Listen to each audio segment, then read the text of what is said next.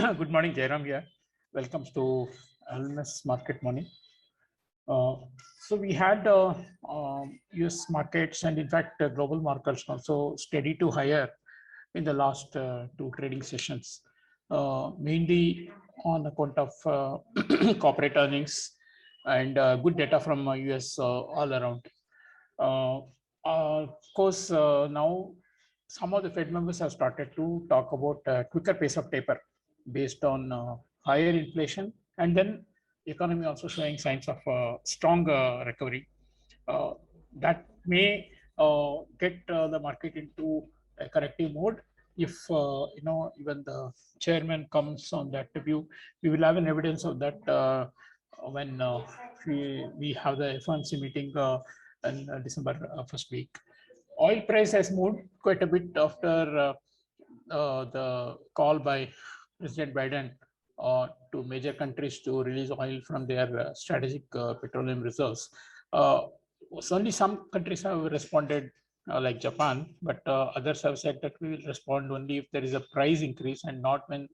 Sorry, they will not respond to prices, but will only respond to supply shortages. So, but still, it has had a psychological impact, and because oil prices had been going up one way and slightly overbought on a technical basis, it has corrected.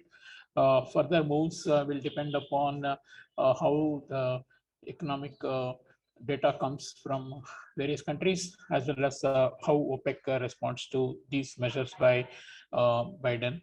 Of course, this is also a political issue now, because in US, these inflationary pressures are used as a political weapon against Biden, and there's a lot of criticism. There is also sense that the oil lobby has been holding back supplies and then keeping the prices high and all that. So Biden has called for some inquiry also into it. So oil has become a big issue now, indirectly having an influence on the inflationary side. The appointment of Fed chairman, Biden had indicated that he would do it before Thanksgiving Day. So we have 2 more days for that.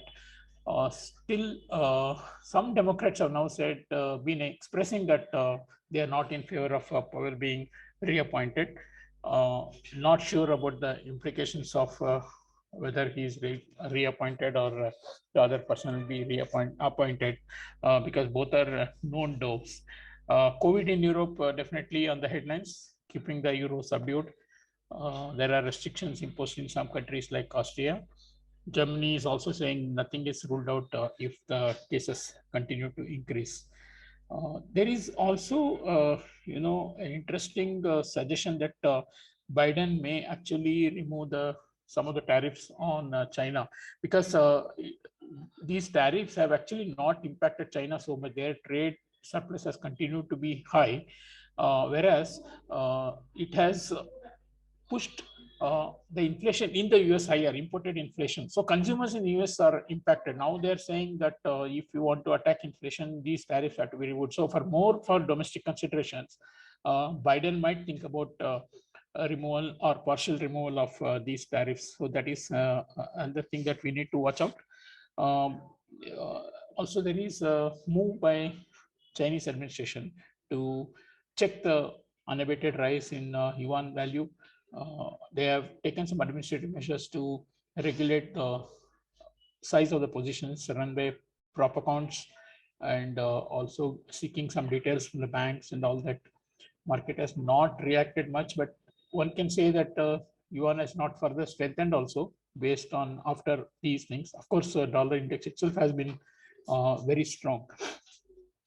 On the overall on the dollar side, euro has been weak, but 1.1290, though it is trading below that. 1.1290 is 61.8% fever retracement of the entire move post COVID. Generally, historically, also, if we see euro bounces from such retracement levels, we'll have to wait and see. We need some trigger for that. GBP is holding up well because the recent data confirms that UK may be moving towards rate high. Commodity currencies are weak because oil prices are down.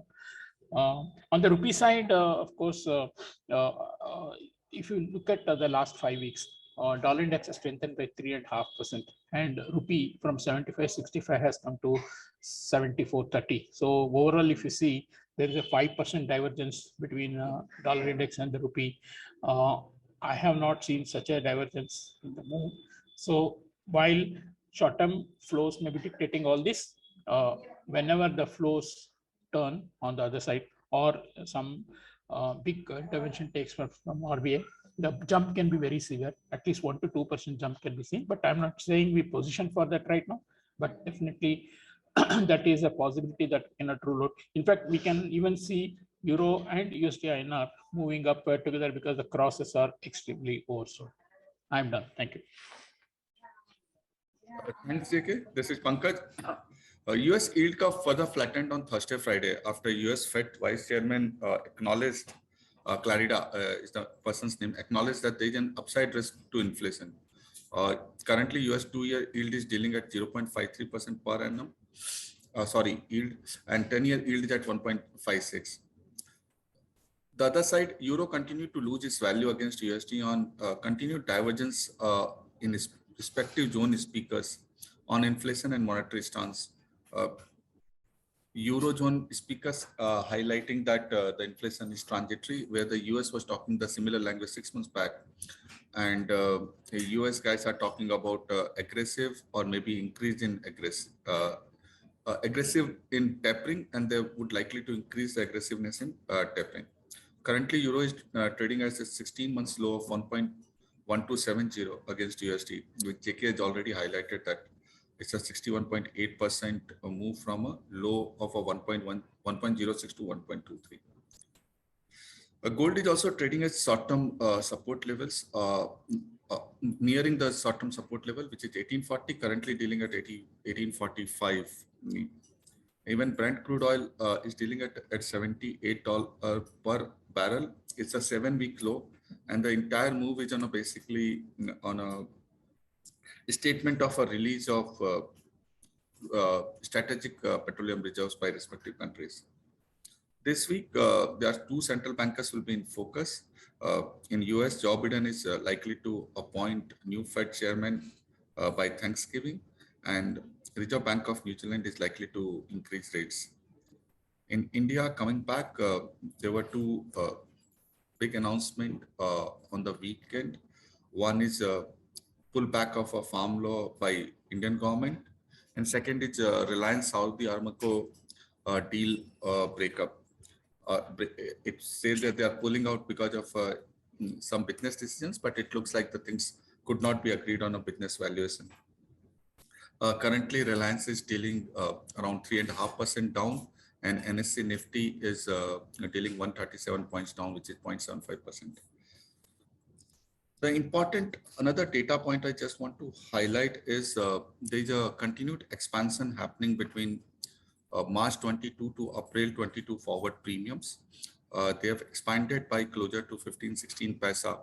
This is on account of a rollover of a financial year, but people are expecting that there would be a dollar flows which will be preserved by